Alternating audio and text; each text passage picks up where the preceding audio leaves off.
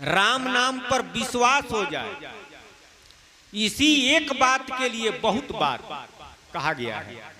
सतराम बाबा भी कहते हैं और भी संत महात्मा सब कहे हैं। तो जितना बात कहा गया है ये वो राम नाम समझने के लिए, लेकिन भारी पर्दा बीच का ताते लखा न जाए, इतना भारी पर्दा लगा हुआ है कि वह लख में नहीं आता है। इतना बात कहने के बाद भी, अरे 14 अरब ज्ञान की बात कबीर साहब कहे कि राम नाम समझ में आ जाए, तो दुनिया के लोगों को क्या समझ में आया और कितने लोग समझे। साहब जी ने कहा कि 100,000 में है नहीं, लाख करोड़ में एक, ओहू से मन ना भरे तो अरब खरब में देख। 100,000 में तो है नहीं है, लाखों करोड़ों में कोई एक। अरे पूरे विश्व की जनसंख्या देखिए तो उस हिसाब से करोड़ों में कोई एक, ओहू से मन ना भरे तो अरब खरब में देख। तो अरब में जनसंख्या है, अभी खरब में तो नहीं है। समझाने वाले अरब खरब में एक हैं, सतगुरु। भारी पर्दा जो लगा हुआ है, हल्का पर्दा जगत जोनी है। तो अज्ञानी आदमी हल्का पर्दा में फंसा हुआ है, अज्ञानी लोग भारी पर्दा, ज्योति पर्दा है, हल्का पर्दा नहीं है, भारी पर्दा है, जिसको ब्रह्म प्रकाश कहते हैं, चाहे अध्यात्म में निराकार ब्रह्म कहते हैं, उसी को अध्यात्म में ईश्वर कहते हैं। वो एगो पर्दे है। अब लोग कहेंगे कि ईश्वरे के खोज के लिए, ईश्वरे के प्राप्ति के लिए ये सारा काम हो रहा है, आप कहते हैं कि वो पर्दे है। अरे ईश्वर, महेश्वर आ परमेश्वर, तो अब नु पार ब्रह्म सतराम जी, चौथा क्लास पार ब्रह्म सतराम। तो अध्यात्म में जिसे ईश्वर कहते हैं, कबीर साहब जी ने कहा कि मन परपंची मने निरंजन, मन है ओंकारा, 3 लोक का मन है राजा, मन से को न न्यारा। मनवे का नाम है ओंकार, जो सब में रमन कर रहा है। ईश्वर का मतलब होता है ईश्वर, श्वासवे ईश्वर है। तो श्वास तो हित है, लेकिन पर्दा कैसे? अध्यात्म में वह ज्योति है, प्रकाश है। तो कुछ लोग प्रकाशवे को परमात्मा समझते हैं। प्रकाशवे प्रभु नहीं है, प्रकाश प्रभुता है, पावर है। प्रभुता को सब कोई भजत है, प्रभु को भजे न कोई। अब प्रभुता छाड़ प्रभु को भजे तो प्रभुता दासी हो। प्रभुता को छोड़ करके अगर प्रभु का भजन किया जाए तो प्रभुता तो दासी बन जाएगी। लेकिन प्रभु का नॉलेज ज्ञान नहीं है तो हम प्रभुता को ही अपना प्रभु समझे हैं। लेकिन उस प्रभुता को समझ करके प्रभु के नाम का सुमिरन करना है, प्रभु के नाम को पकड़ना है। इसीलिए हम सत्संग करते हैं। तो ये कही बात है राम नाम। दादू साहब, चाहे दरिया साहब, चाहे पलटू दास, पलटू दास ने कहा कि लड्डू खावे, पेड़ा खावे, पेन्हे मलमल खासा, अंत समय तन नाश हो जाई है जो पानी के बतासा। देखो रे लोगे भूल भुलैया के तमाशा। पलटू दास विचार कहत है राम जपो हर श्वासा। देखो रे लोगे भूल भुलैया के तमाशा। अरे यह संसार जगत जोनी पर्दा है, तो ये भुलावना घर है। सारा दुनिया के लोग इसी में भुला गए हैं। आज जो लोग ये भुलावना घर से निकले हैं, तो कौन लोग निकले हैं? ज्ञानी लोग। ज्ञानी लोग तो ज्योति में वो अजुरा गए। बड़का पर्दा गांज से निकल के टाप में अजुरा गए। अरे छोटका जाल से निकल गए, लेकिन बड़का जाल में जाकर फंस गए। आम जनता तो छोटका जाल में, जगत जोनी में, ये भुलावना घर में भुला गया। भुलावना घर लख 84 भांति दुआरी, आ कोई निकल ना पई हो। अब तक भुलायो अब न भुलई हो। 84 लाख जोनी, हाथी घोड़ा कुत्ता सियार बंदर सर्प बीची चींटी इत्यादि जितना जोनी शरीर दिखाई देता है, यह भुलावना घर है। अरे कभी इस घर में से निकल के उस घर में, आ कभी उस घर में से निकल के उस घर में, कभी हाथी के जोनी में, कभी बैल के जोनी में, कभी सुअर के जोनी में, कभी सर्प के जोनी में, कभी चिट्टी के जोनी में, आ कभी मक्खी के जोनी में। इन तमाम जोनियों में घूम रहा है। इस घर से निकलने का रास्ता नहीं मिलता है। भुलावना घर उसी को कहते हैं जिसमें जाकर भुला जाया जाए, निकल न पावे। तो 84 लाख जोनी भुलावना घर है। भांति भांति दुआरी, अनेकों दरवाजा है, जिसमें समा जाता है उसी में भूला जाता है। अब फिर उसमें से निकाल करके, निकालने वाला निकालता है, लेकिन फिर दूसरे घर में समा जाता है। उसमें से भी निकलता है तो तीसरे घर में समाता है, उसी में घूमते रहता है, निकल नहीं पाता है। जग है मेला, आई संसार है मेला। पहले तो मेला में भुलाया, मेला में आकर के अपना घर भुला गया, जाना कहाँ है यो भुला गया। आज जोनी में आ गया तो भुलावना घर में भुला गया। तुलसीदास जी ने कहा कि अब तक नसायो अब ना नसई हो। हम जान गए, अब हम अपना नाश नहीं कराएंगे। लेकिन महाराज जी सतराम बाबा कहे कि अरे भूले से नु नाश होता है, भुला गए हैं तबे नु नाश करा रहे हैं। इसलिए अब तक भुलायो अब ना भूले, अब तक हम भुलाए अब नहीं भुलाएंगे। इसलिए प्रभु का नाम राम नाम का सुमिरन और भजन करेंगे। लेकिन ये दूगो पर्दवा हटेगा तो, क्योंकि मन ही से बंधन मन ही से मुक्ति, आ मन का सकल पसारा। आ जो यह मन जियत बस न होवे त देवे बहुत तरासा, संतो जियत करू आशा। मन ही से बंधन है, आ मन ही से मुक्ति है, आ मन ही का इशारा पसारा है। जगत जोनी जो दिखाई दे रहा है, संसार मेला है और जोनी भुलावना घर है, ये मनवे का पसारा है, इसी से बंधन है। आज ज्योति का दूसरा नाम है। अरे मनवे का नाम ज्योति है।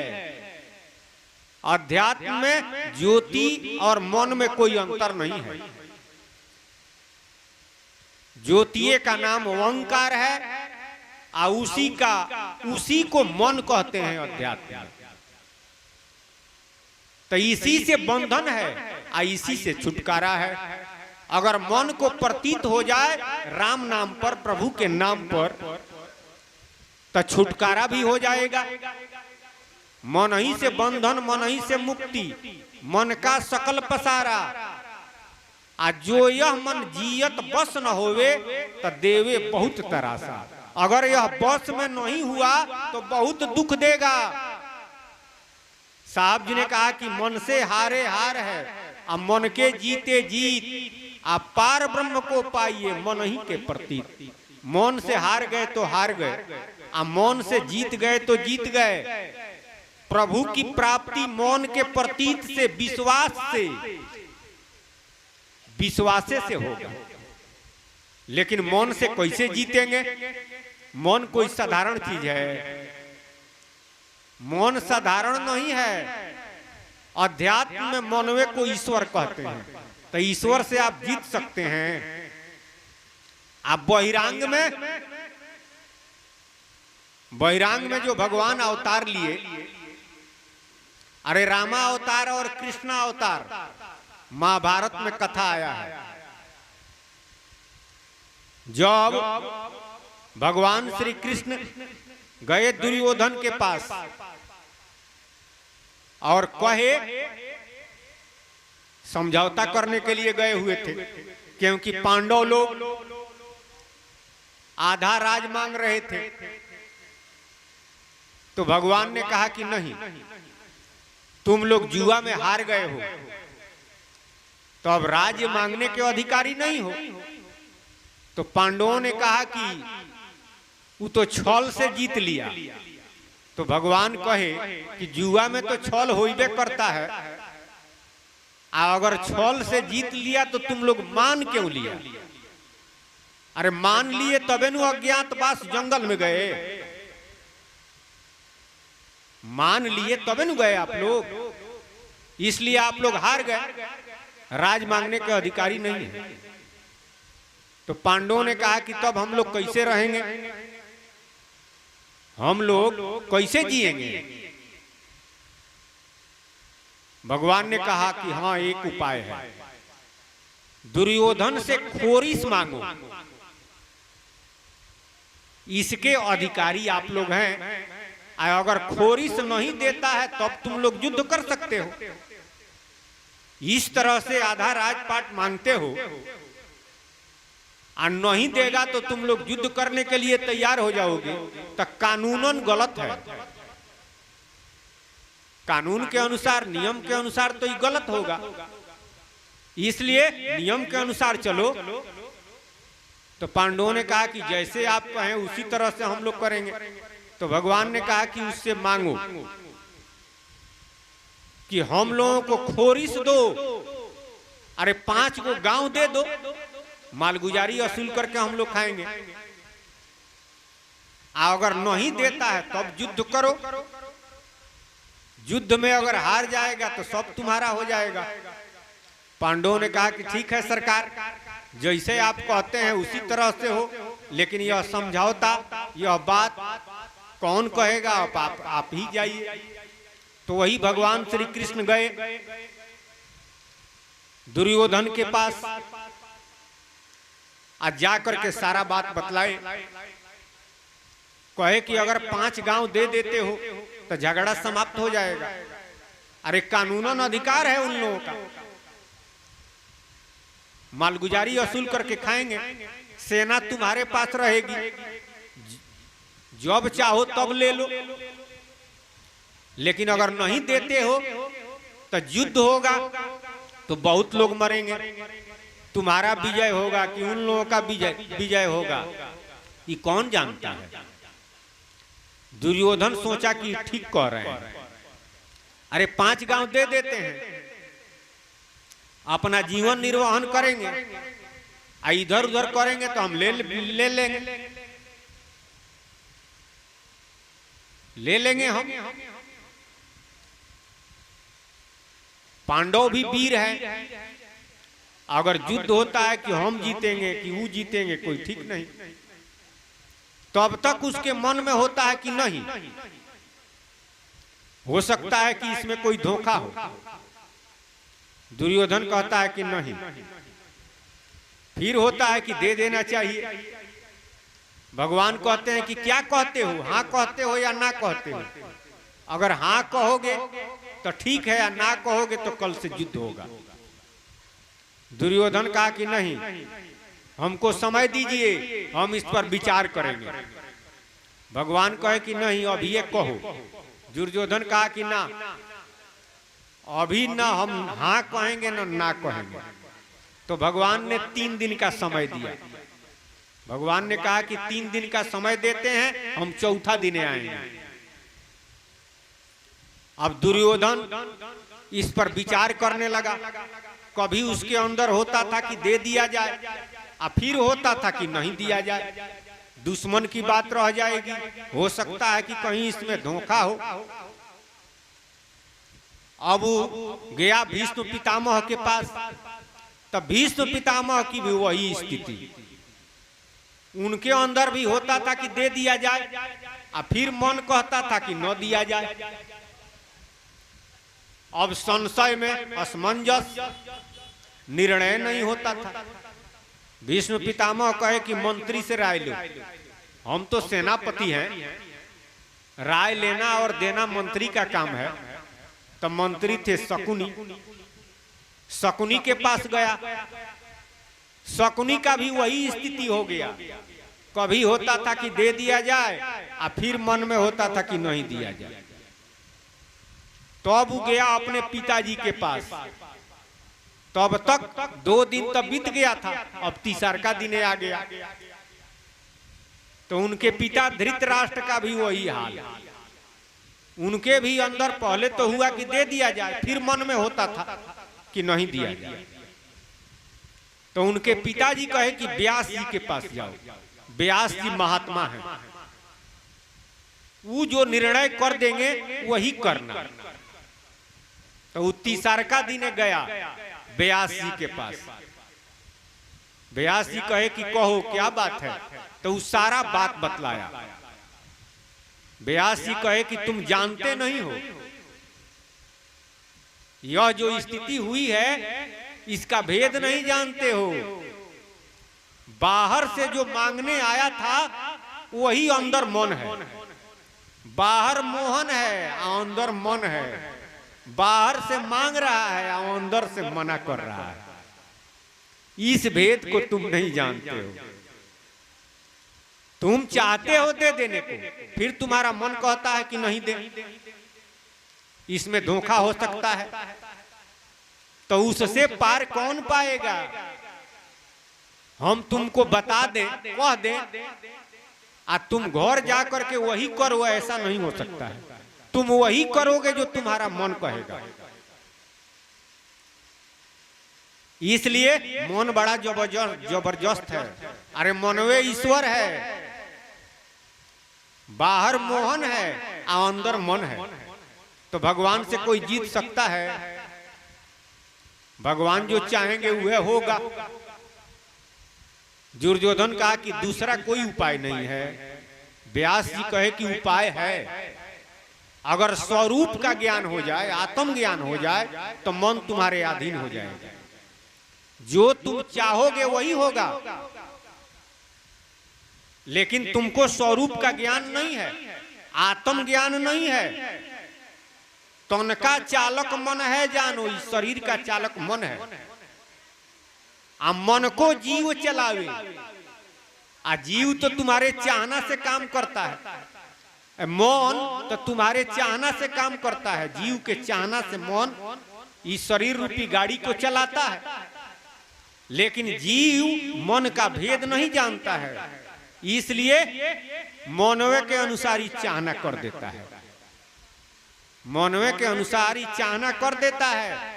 बैठा है घट भीतरे, बैठा है सचेत, आ जब जैसा गति चाहता तब तैसा मति देत। वह निराकार ईश्वर मन रूप में हर घट में बैठा हुआ है, उसी तरह का वकीले बना देता है। अगर स्वरूप का ज्ञान हो जाए तो मन तुम्हारे अधीन हो जाएगा, मन तुम्हारे बस में हो जाएगा। और मन जब तुम्हारे बस में हो जाएगा तो जो तुम चाहोगे वह मन करेगा, वही भगवान को करना पड़ेगा। तब दुर्योधन कहा कि तो स्वरूप ज्ञान करा दीजिए। व्यास जी कहे कि 1 मिनट का विषय नहीं है, इसके लिए सत्संग करना पड़ेगा। तो अब दुर्योधन कहा कि तब कैसे होगा? अच्छा छोड़िए, जो होना होगा सो होगा। एक बात बता दीजिए, हम नरक में न जाएं, हम स्वर्ग में जाएं। व्यास जी कहे कि ये हम बता देते हैं, यह हम बता देते हैं। आज से मरते समय तक तुम यह याद रखना जो कुछ भी होगा और जो कुछ हो रहा है, चाहे पहले भी जो हुआ है, तुम अपने को समझो कि हम नहीं कर रहे हैं, हमने नहीं किया, सब भगवान ही कर रहे हैं और भगवान ने किए हैं। वही कृष्ण भगवान वही कर रहे हैं बाहर, अंदर मौन निराकार रूप से मौन है और साकार रूप से मोहन है। ये सब इन्हीं का खेला है। तुम अपने को कर्ता मत मानो। कर्ता जब मानोगे तो बंधन में पड़ जाओगे। कर्ता जब मान लोगे तो दुख और सुख का कारण बन जाएगा, बंधन में पड़ जाओगे। तुम स्वर्गे जाना चाहते हो तो स्वर्ग में चले जाओगे। वैसे बंधन समाप्त हो जाए तो जहां से आया है वहां तक चला जाएगा, लेकिन तुम्हारा ज्ञान स्वर्गे तक है तो स्वर्ग तक जाओगे। याद रखना, दुर्योधन आया घर, चौथे दिन भगवान पहुंच गए। भगवान जब पहुंचे तो दुर्योधन कहा अपने सिपाहियों से कि बांधो इसे, यही छलिया है, बाहर से मांगता है अंदर से मना करता है। तब सिपाही सब बांधने लगे तो भगवान बनाए। भगवान बनाइए नहीं रहे थे, इधर से उधर इधर से उधर, सारा सिपाही हैरान। सिपाही कहे कि सरकार तो बनाइए नहीं रहे। भगवान हंसने लगे और कहे कि आए दुर्योधन, हमको वही बांध सकता है जो अपने मन को बांध ले। इस संसार में हमको दूसरा कोई नहीं बांध सकता है। इसलिए हाँ कहते हो या ना कहते हो। तो दुर्योधन कहा, दुर्योधन क्या कहा, मनवे कहा, सुई के नोक बराबर नहीं दूंगा बिना युद्ध का। तो अंदर से मनवे बोल रहा था। भगवान गए और युद्ध हुआ। युद्ध में दुर्योधन पराजित हुआ, बहुत लोग मारे गए। अंत में युद्ध भूमि में जब गिरा हुआ था दुर्योधन, भगवान उसके पास पहुंचे और कहे कि तुम तो सुई के नोक बराबर नहीं दे रहे थे, आज तो सब छोड़ करके जाना पड़ रहा है। दुर्योधन के याद आ गया व्यास जी की बात, अपने गुरु की बात याद आ गया। दुर्योधन कहा कि हमने नहीं दिया कि आपने नहीं दिया, युद्ध हमने किया कि आपने किया? अरे सब आप ही किए हैं। हमको कहते हैं कि एक सुई के नोक बराबर, हमने कहा कि नहीं दिया, आपने नहीं दिया। भगवान कहे कि कौन बताया तुमको? तो हमारे गुरुजी। भगवान कहे कि स्वर्ग में जाओ। तो वो गया स्वर्ग में। आप पांडव लोग भगवान के साथे थे, भगवान के साथे थे। तो कहने का मतलब है कि अध्यात्म में मौन कोई साधारण नहीं है, लेकिन स्वरूप ज्ञान जब होता है तो अभी अधीन होता है। और स्वरूप ज्ञान तब होता है जब सतगुरु मिलते हैं, क्योंकि सतगुरु सत्यलोक से आए हैं।